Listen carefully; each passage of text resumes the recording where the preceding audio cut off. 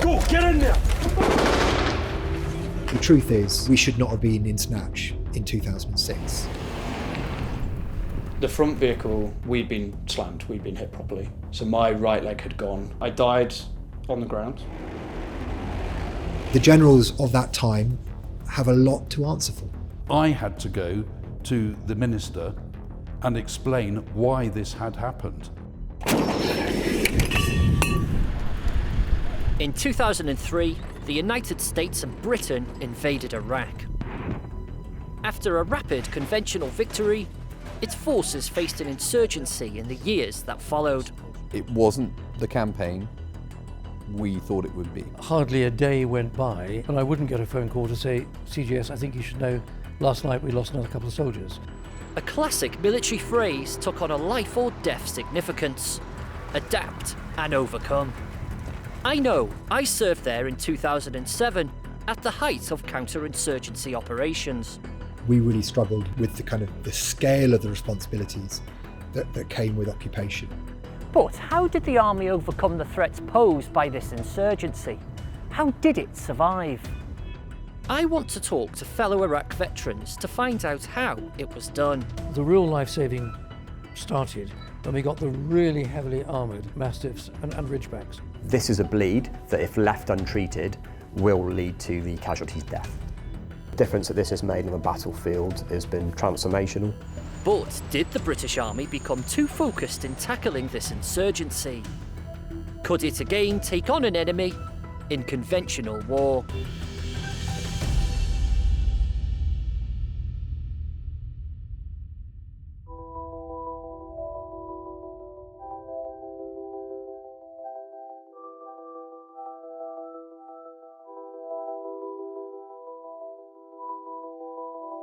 The Basra Memorial Wall here at the National Memorial Arboretum has the names of 179 military personnel upon its stone, the British servicemen and women who died during the conflict in southern Iraq. The campaign remains a controversial subject, not just because soldiers died, but because of the manner in which the country was taken to war in the first place. It was unpopular, and later it would transpire the intelligence used to justify the war was incorrect. Yet, despite this difficult history, there lies a story of military ingenuity and the adaptability of the British soldier. March 2003. The UK joins a US-led invasion of Iraq to remove its dictator Saddam Hussein, who's accused of building weapons of mass destruction. Allied tanks and armoured divisions quickly crush what was then the fourth largest standing army in the world. Major combat operations in Iraq have ended. In the Battle of Iraq, the United States and our allies have prevailed. It was anything but mission accomplished. With the Allies occupying the whole country, the British took responsibility for Basra, a city of 1.5 million, and the entire southeast region of the country made up of Shia Muslims. But, lacking resources, manpower and effective planning, the army struggles to control a restless and disgruntled population. Having won the war, the British were losing the peace. People call it an insurgency. I'm not so sure it was an insurgency. I think it was a externally sponsored militia force, proxy force being used against us in Basra, sponsored by Iran. And people's expectations were very high. We had removed Saddam in a few weeks.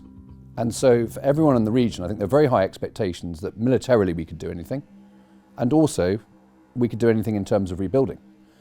And of course we couldn't deliver on that promise. Having deployed a very large number of troops in 2002, 2003 to conduct the initial entry operations into Iraq, there was very much a desire to reduce the number of troops as quickly as possible. On the streets, British soldiers quickly become unwanted and face a violent insurgency. And I could read Arabic, and I could pick up enough of the language on the streets to understand what people were actually talking about, to see recruiting posters for the Shia militias, to see recruiting stands for the Shia militias that wouldn't be put away when we came past because they thought we didn't understand what they were doing. I always remember the commanding officer of 2nd Royal Tank Regiment saying that when he and his battle group went into Basra, an elderly sheikh said to him, "Welcome to my city. This is the 3rd time in my life that I've welcomed the British to my city, but if you stay too long, we will shoot at you." This new enemy posed different threats, and number 1 on that list was the improvised explosive device, or IED.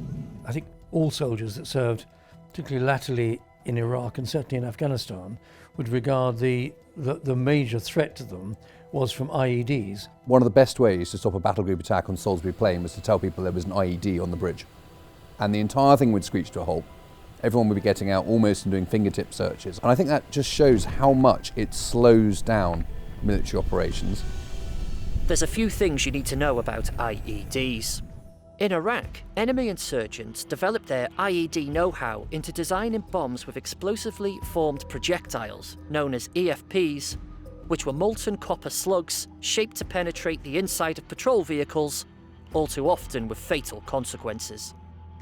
But it's the way IEDs were detonated that's most important to know. Typically, they were either triggered by command wire, which is when a cable runs from the device to the operator, from which he can press a button for it to explode. Then you had radio-controlled IEDs, which is when the operator detonates the device using radio waves. And then there were the passive infrared-initiated IEDs, which use a sensor on the device to detect a passing energy source, like a patrol vehicle, to explode its EFP in the direction of its target. The IED proved lethal. Between 2003 and 2007, the number of British IED-related fatalities increased annually. It became the most common cause of death at the hands of the enemy. But why was the IED so successful?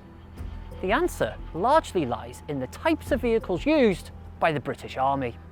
The Snatch Land Rover had its qualities.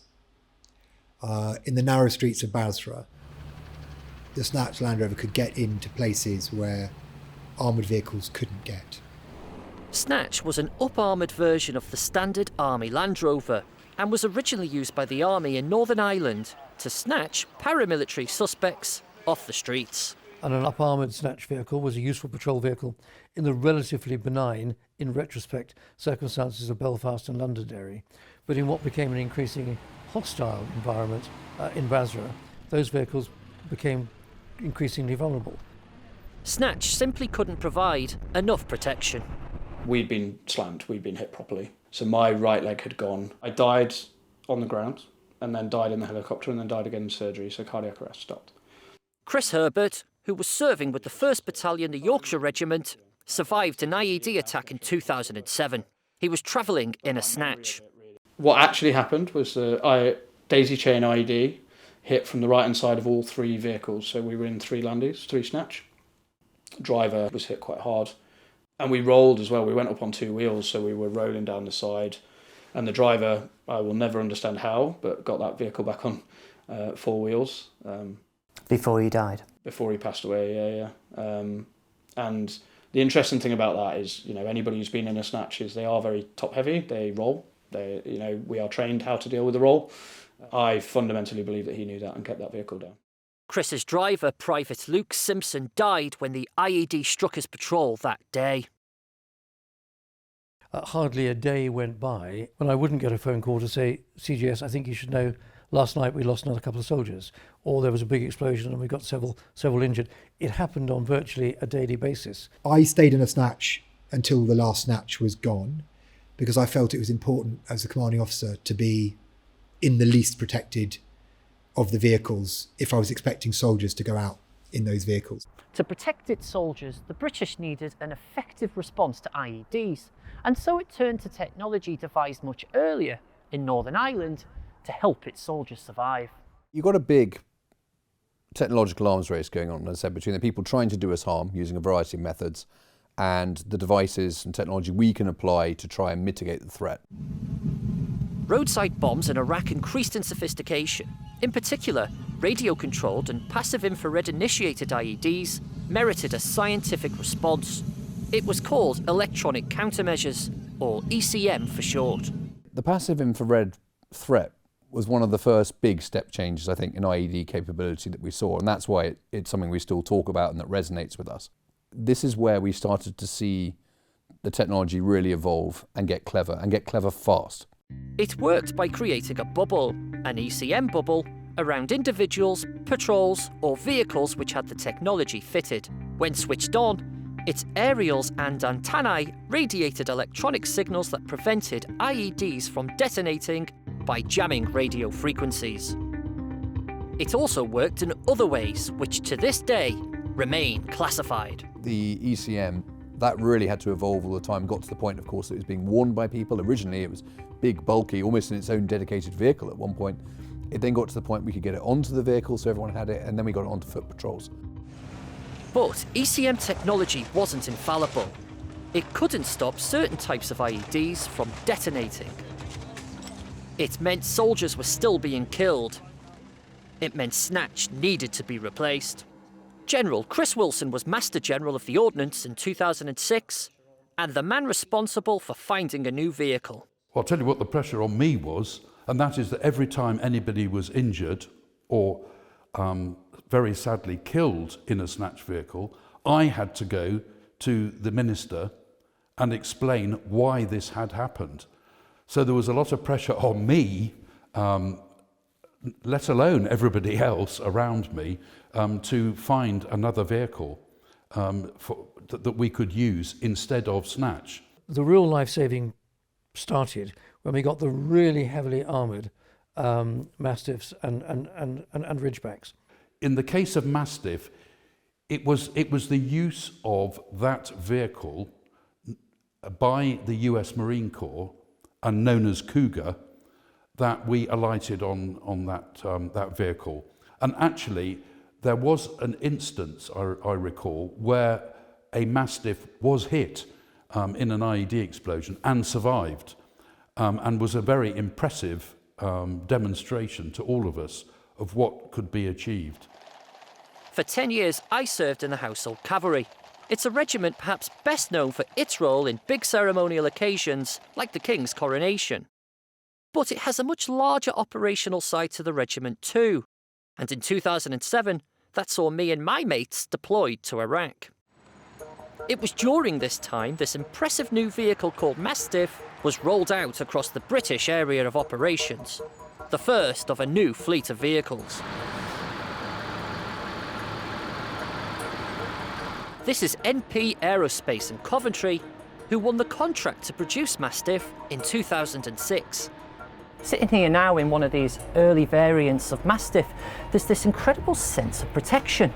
The wall is thick armour, the windscreen is bulletproof. It's all designed to survive an IED. The concept of bar armour is incredible if you think about it. It's designed to catch, say, an RPG. As it's flying through the air, it's going to make its way to the side of the vehicle. And what it does is, it gets caught in these bars. The projectile is held before it comes into contact with the skin, with the shell of the vehicle.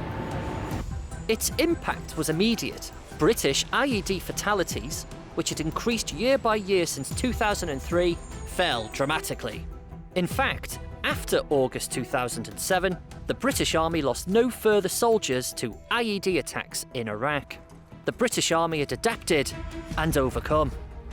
But as successful as ECM and the Mastiff were, that's only part of the story. Another significant shift in the Army's efforts to defeat insurgency happened in medicine. When I joined the Army, I was handed a booklet like this. It's a battlefield first aid memoir first issued in 1998 to help a soldier deal with combat casualties. But take a closer look. It directs the soldier to treat unresponsive casualties who don't appear to be breathing as dead. No ifs, no buts.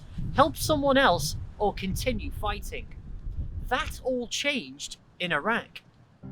There are three things you need to know about battlefield medicine during the Army's time in Iraq: the development of the Golden Hour, the introduction of team medics, and the commencement of MERT, the Medical Emergency Response Team. I deployed in 2003 with one first field dressing. I think I had a second one somewhere else. And it always changed about precisely where we were meant to keep it and put it, whether or not you could strap it where everyone could see it or not. If you had to put it in a pocket here, but then the argument was if that limb got blown off, then you'd lost your first field dressing with it. When you really are up against it, people evolve very quickly. And certainly battlefield medicine and the response to casualties accelerated very, very, very quickly. I think the real point we began to learn, again, a military and conventional warfighting, if someone's shot and they die, that is part of warfighting. And you've got to get on with the attack. You know, the first day of the Somme wasn't going to stop when the first guy got shot, sort of thing. And of course, we'd then move into an environment where not only was it right that we wanted to preserve the life of our soldiers, but it was a political #1 imperative. As the insurgency became more and more bloody, hundreds of soldiers were severely injured on patrols, often miles from a base. Keeping these injured soldiers alive long enough for them to receive professional medical support became a priority. It led to a new piece of battlefield doctrine called the Golden Hour. Its aim was to get a doctor to a soldier within an hour of them sustaining a life-threatening injury. But the key to the Golden Hour working was the introduction of team medics. Soldiers chosen from within a unit with specialist trauma training. They had the know-how to keep their buddies alive. In war, medics are the first responders to battlefield trauma. They've saved the lives of soldiers since the days of the First World War. Team Medics was an effort to give everyday soldiers some of those skills. We know that the sooner you can get well-qualified medical support to someone who is a casualty, whose life is in danger of draining away as a result of whatever injury, then the greater the chance they have of surviving. Our team medics did an amazing job. I mean, they were amazing. These young soldiers, 19 years old, did the extra training. Most of them are volunteers to be team medics. And so many lives were saved by those young team medics. It was amazing. And working alongside all of this was the introduction of the Medical Emergency Response Team, known as MERT, a helicopter with serious professional medical support. There were consultants that were starting life-saving surgery, life-saving activities before you even got to the field hospital in Iraq or Afghanistan. So we really did move on. And it did mean that quite a large number of people that suffered traumatic amputations on the battlefield, who would have died in the Second World War, would have probably died in most other conflicts since, didn't die. Despite the presence of team medics, there was still a real risk casualties could bleed to death before the MERT and its doctor arrived. To stop bleeding, a bizarre life-saving response was found.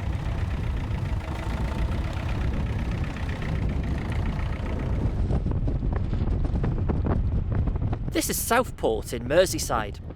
Christian's been catching shrimp in these waters for over 40 years. The location is famous for its potted shrimps and butter. Even the king is a fan. Is it a bit of a dying art? The biggest problem is getting them peeled because they're still done by hand. Yeah, the shrimps here are the best quality, they're lovely. Just looking at my nets now, doesn't look like we're getting very many, but we'll have to wait and see. This is what it's all about.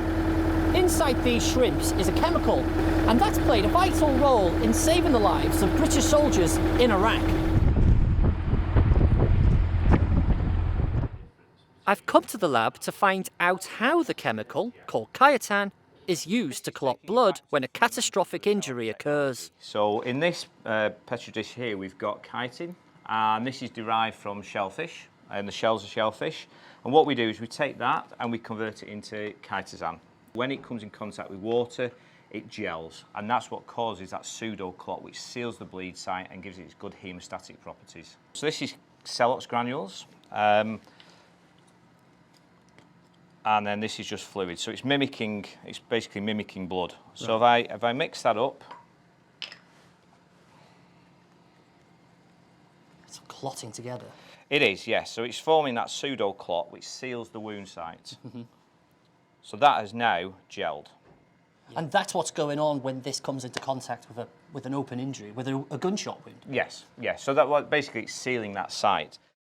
What we have here is a simulated battlefield casualty that sustained 2 gunshot wounds, one to the chest and one to the inner left thigh.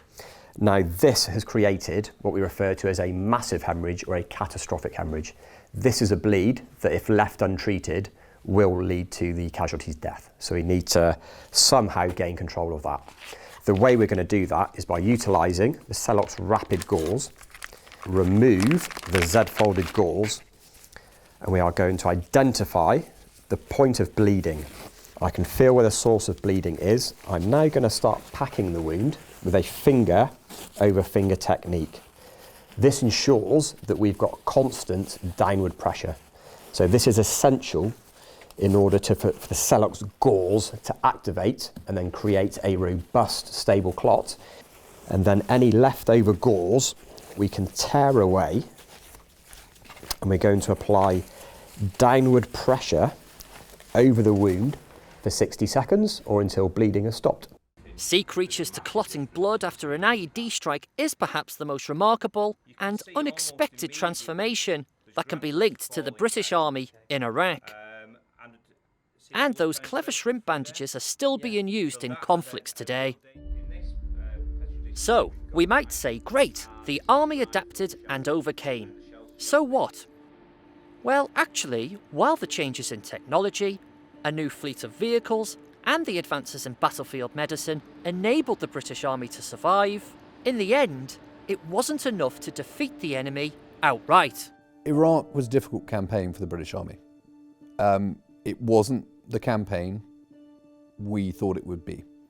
We dominated the ground after military operations. We got in easily, but we weren't prepared to stay and put in the effort that was required. Despite its best efforts to bring peace and security, the army lacked resources, manpower, and planning. In 2011, British forces withdrew from Iraq. Today, many view this as a defeat.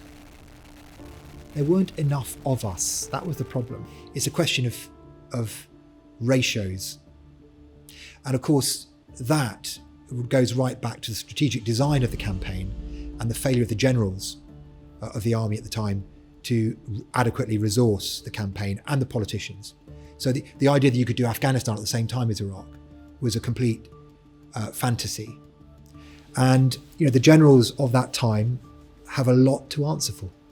There remains a question. Did the British Army, in the process of adapting the way it did things, become too focused in dealing with insurgencies? Could it again take on an enemy in conventional war? It's common criticism. Any army always trains to fight the last war. And it's levelled as a criticism, but I think it's actually just a reality. It would take a huge amount of intelligence, awareness and courage to accurately predict the next war you're going to fight. And there's a certain argument that if you could accurately predict it, so could everyone else. Not only are we now the smallest army that there's ever been in modern times, a lot of our equipments are not being modernised. A lot of our equipments have been given away to Ukraine, along with a lot of our ammunition. There is an absolute need to reinvest into our land forces, into our army, to give us the modern equipment that we need to make sure that we have got conventional warfighting skills that can match the considerable skills that we previously had in terms of counter-insurgency. The Iraq War pushed the British Army to its limits. The insurgency, and the IED in particular, forced its soldiers to respond with ingenuity, adaptability, and bravery. At the start, I said the war in Iraq remains a controversial subject. And it does. But lost within this is this remarkable story of the British Army adapting and overcoming some of the most significant threats faced on operations for half a century. It's this, the soldiers, soldiering itself, that changed the army's way of doing business. And it's these changes that ultimately saved lives. I think as a campaign, it gets a bad press. I don't think we lost that campaign. I don't think it was straightforward. I don't think it was an easy ride. But I think ultimately, we won on penalties. And for any English team, winning on penalties is quite a rare achievement, let's be honest. That generation that went to Iraq has gone to Afghanistan. The exposure we got to the job of soldiering at a junior level was extraordinary. And I think you saw the way that standards increased. One of the senior commanders who gave evidence to the Chilcot inquiry, when asked the question, what did work in Iraq, he said the soldiers were brilliant. And frankly, at the low level, our soldiers were brilliant, low level commander control and low level leadership was brilliant. The failures came higher up.